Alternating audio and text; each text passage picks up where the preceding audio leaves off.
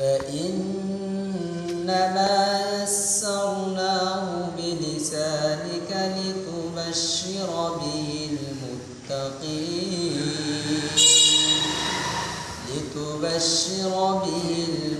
المتقين وتنذر به قوما لدا وكم أهلكنا قبلهم من قرن هل تحس منهم من أحد أو تسمع لهم ركزا صدق الله العظيم.